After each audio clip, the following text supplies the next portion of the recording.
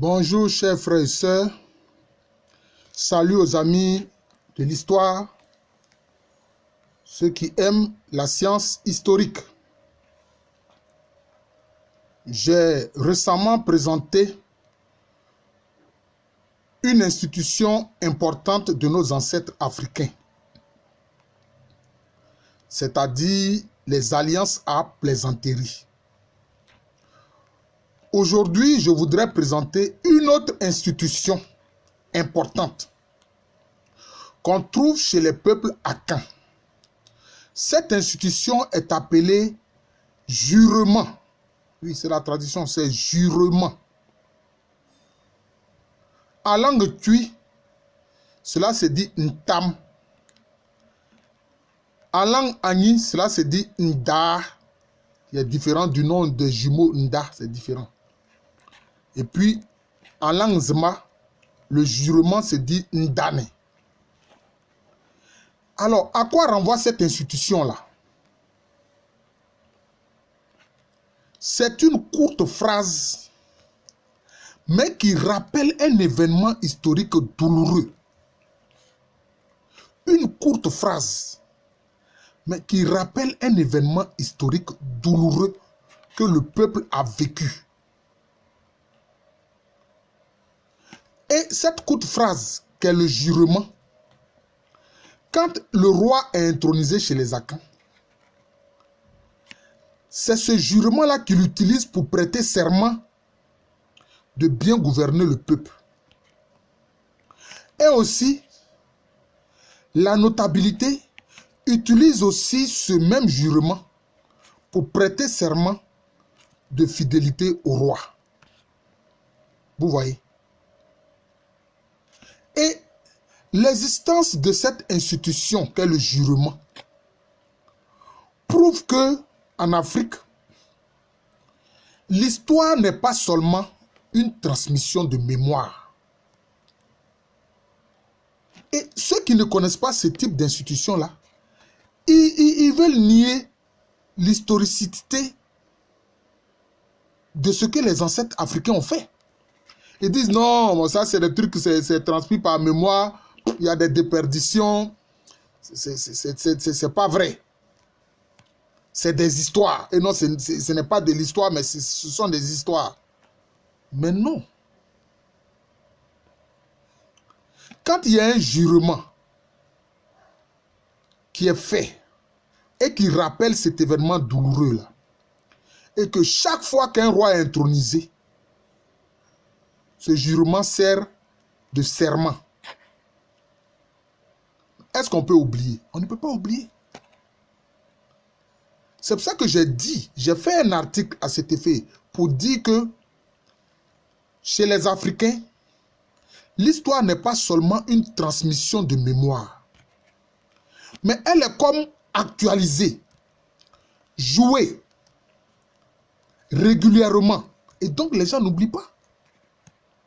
Et j'avais pris plusieurs exemples pour étayer mon argumentation. Comme par exemple chez les Nzema, quand on célèbre la fête de la Bissa, qui marque la nouvelle année.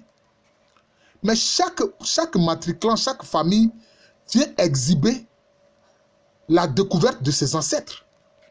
Les Orilés vont exhiber le riz, parce que ce sont leurs ancêtres qui ont domestiqué le riz.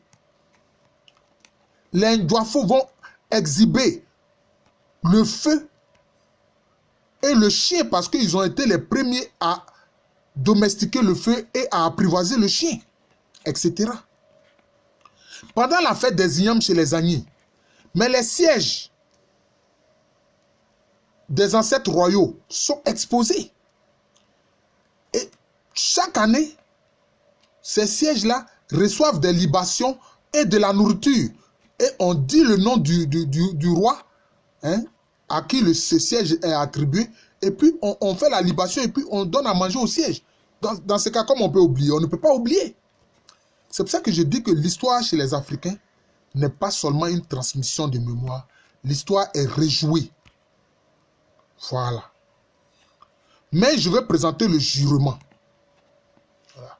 Qui est une courte phrase qui rappelle un événement historique douloureux. Je vais d'abord indiquer le jurement des Bron-Diamants.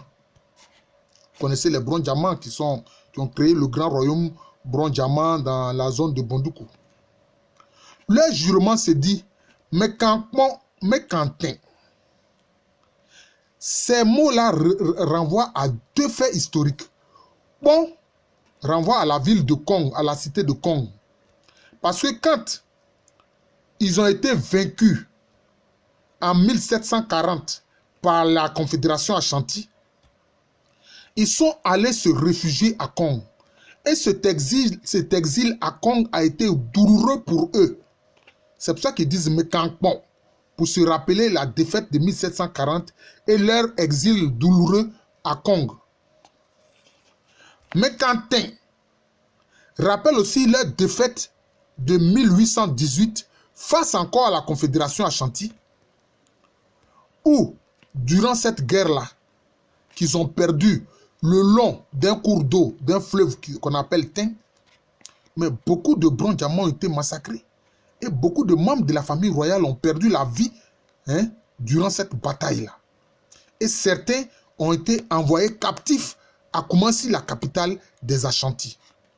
Donc vous voyez, cette courte phrase « Mekantin » rappelle tous ces événements dont je viens de parler. Vous voyez. Le jurement des Agnis sans vie d'Aboasso, de la région d'Aboasso, le royaume de Krendiabo. Quel est leur jurement? Leur jurement dit ceci.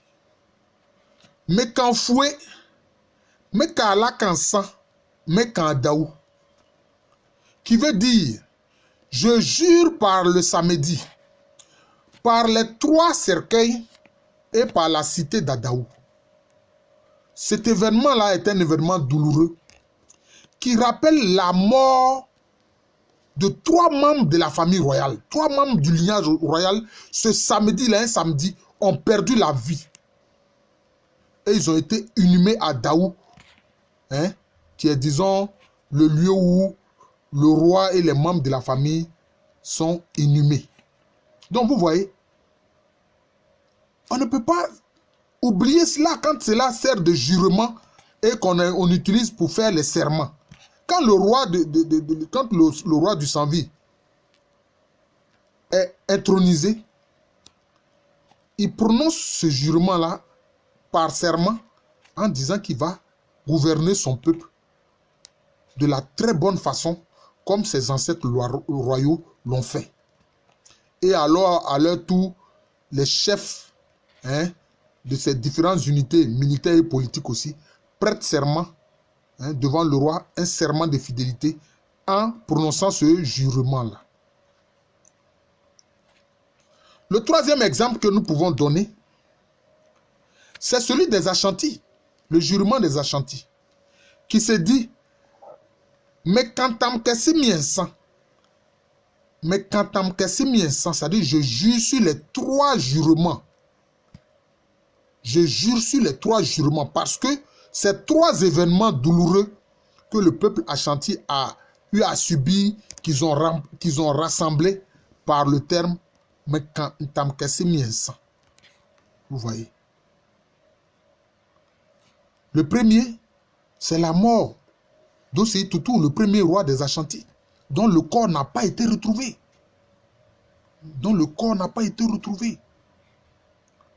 Parce que son corps a été emporté par les eaux du fleuve Pra. Et le samedi qui a suivi, mais le peuple était très malheureux. Parce que c'est surtout les samedis que les rois sont inhumés. Ils vont faire les obsèques du roi Osei Tutu, mais son corps n'est pas là. Vous voyez, ça leur a fait beaucoup mal. Deuxième chose, quand les armées du Sud, aidées par les Anglais, sont venus envahir Koumassi et piller Koumassi en 1874. Pour la mort d'Osei Tutu, c'est en 1717. Mais en 1874, ils sont venus piller Koumassi. Vous voyez, c'est le deuxième événement douloureux que les Ashanti ont vécu. Et le troisième événement douloureux, c'est la conquête coloniale britannique, où le roi Prempeh a été envoyé en exil aux Seychelles. Oui. Envoyé en exil aux Seychelles, où la résistance des Ashantis, avec à leur tête Ya Santowa, qui était en fait la reine-mère de la cité de Djussou, tout ça, ça n'a servi à rien.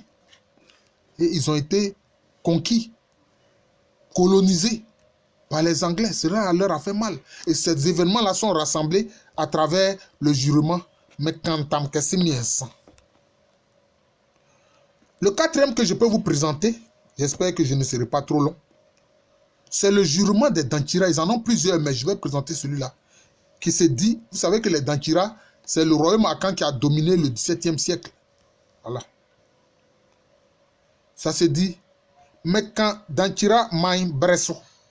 Mekan Dankira Maïn Bresso. Ça dit, je jure sur l'époque du Dankira. Pourquoi il dit ça? Je jure sur l'époque du Dankira, sur le temps du Dankira. C'est-à-dire la période du XVIIe siècle où le Dankira a exercé une hégémonie sur tous les royaumes Akan environnants. Oui. Donc c'était le temps de la gloire du Dankira qui est rappelé à travers ce jurement-là. Donc vous voyez qu'un jurement, un mot simple et court, me rappelle beaucoup d'événements historiques. Vous voyez? C'est ça. L'autre jurement que je peux rappeler, c'est celui d'Enzema. Durant la guerre civile qui a eu lieu entre 1868 et 1874, le roi Kwasi Ameki, qui a dû quitter le pays Nzema et venait se réfugier à Krenjabo, auprès des Agnis sans vie, mais à l'entrée de l'embouchure de la Bia, lui et puis toute sa délégation, qui était en pirogue bien sûr, mais ils ont essuyé des tirs des guerriers Agnis sans vie, qui croyaient que c'était une invasion des Nzema. Surtout que il n'y avait pas longtemps, le roi d'Nzema, Kakwaka, leur avait fait la guerre au royaume Agnis sans vie. Et là, dans l'embouchure de la Bia, là, mais beaucoup de gens sont morts, beaucoup d'Nzema, de fidèles, de sujets du roi Kwasi Ameki sont morts. Et donc cela est rappelé par le jurement. Mais quand bien loin nous met quand Krenjabo, mais quand bien loin nous met quand Krenjabo, c'est-à-dire que je jure par l'embouchure de la Bia et je jure par la cité de Krenjabo. Parce que aussi, quand Kwasi Ameki s'est réfugié à Krenjabo, vraiment il n'a pas été bien reçu. Hein? Voilà, lui et puis sa délégation n'étaient pas bienvenus. Les sans-vie ne voulaient pas d'eux. Voilà. Et puis maintenant, vous savez qu'après cette guerre civile d'Nzema, le royaume a été scindé en deux. Donc, le premier jurement que je viens d'indiquer, mais quand bien loin nous met quand Krenjabo, ça c'est le jurement d'Nzema Ouest. Maintenant, l'Nzema Est, leur jurement, c'est Mekan Eranenou, ou bien aussi on ajoute Mekan Bile Eranenou. C'est-à-dire que les partisans du roi Bilé ont fait une sorte de forteresse végétale pour se protéger donc des attaques des hommes de Kwasi Ameki qui étaient aidés par des guerriers Ashanti. Et dans la forteresse, là où ils étaient, la forteresse végétale, à cause de la promiscuité, mais il y a eu des épidémies, il y a eu beaucoup de morts. Ils ont souffert de faim, de soif et d'épidémies. C'est ça qui est rappelé par Mekan Eranenou ou bien Mekan Bile Eranenou. Donc je jure par la forteresse ou bien je jure par la forteresse du roi Bilé. Voilà. Donc vous voyez, les jurements, cette courte phrase-là rappelle beaucoup d'événements historiques. Le dernier exemple que je vais prendre, c'est celui du royaume Ahanta. C'est le royaume qui est juste à l'est du royaume Nzema, sur la côte. Et les cités connues, ce sont les cités de Takoradi et de Sekondi. Alors, les Hollandais, d'ailleurs, dernièrement, ils ont rendu le crâne du roi Badou Bonzo. Badou Bonzo, qu'ils ont décapité. Les Hollandais sont venus attaquer les Ahanta parce que les Ahanta ne voulaient pas de leur présence sur leur côte. Et ils ont pu, grâce à leur puissante artillerie, vaincre les Ahanta. Et ils se sont emparés du roi Badou Bonzo. de lui et plusieurs de ses notables, ils les ont pendus et ils ont décapité la tête du roi Badou Bonzo. Et ils sont partis avec son crâne en Hollande. Ces dernièrement, là, ils ont rendu son crâne. Ces dernièrement, ils ont rendu son crâne. Et dans leur mensonge, ils prétendent que ce sont les Aranta qui eux-mêmes ont livré leur roi. Je ne sais pas pourquoi il y a des gens qui tournent le dos à la vérité historique. Moi, je ne transige pas sur la vérité historique. Si je me trompe sur un fait historique, c'est que c'est involontairement. Mais mentir devant la vérité historique, ça, jamais. Je ne le ferai. C'est pour ça que je ne transige pas sur la vérité historique. Voilà. C'est comme ça que je suis. Je vous remercie de m'avoir suivi. Je dis merci à ceux qui vraiment s'intéressent à mes vidéos sur l'histoire, etc. Je leur demande de partager ça. Partagez ça sur les réseaux sociaux, sur Facebook, sur YouTube, etc. Il faut partager ces vidéos-là. Voilà. Pour qu'on réponde aux gens comme les Nicolas Boxa de Sarkozy qui prétendent que nous, les Africains, nous n'avons pas d'histoire, alors que nous sommes à l'origine de l'histoire. Nous sommes à l'origine de l'histoire. Vous devez savoir ça. L'Égypte antique est nègre. Hein? Le Moyen-Orient était d'abord nègre. Les peuples d'Élam étaient des nègres. Les Madianites étaient des nègres. Ceux du royaume de Saba étaient des nègres. Hein? Les Cananéens étaient des nègres. Sumer, la civilisation sumérienne, c'était des nègres. Parce qu'aujourd'hui, ils veulent mentir. Mais les faits prouvent que Sumer était nègre. C'est après Sumer que Akkad, qui lui est sémite, est arrivé. Toute la zone du sud de l'Inde, les Dravidiens, ils sont nègres. C'est eux qui ont fait cette civilisation là-bas. Hein? Vous voyez? C'est eux qui ont civilisé la vallée de l'Indus. Et puis on a vu, en Amérique du Sud, la civilisation Olmec. Les Olmecs étaient des nègres. Ils étaient en Amérique du Sud. Voilà. C'est ça la vérité historique. Et quand les gens veulent aller contre la vérité historique, ils trouvent le procès Alou Kwame René sur les chemins. Je vous remercie, je me suis déjà présenté sur le procès Alou Kwame René. Procès titulaire d'histoire à l'université Félix Houphouët-Boigny. Une université qui est à Abidjan, capitale économique de la Côte d'Ivoire, pays situé en Afrique de l'Ouest. Merci encore et bonne journée à tous.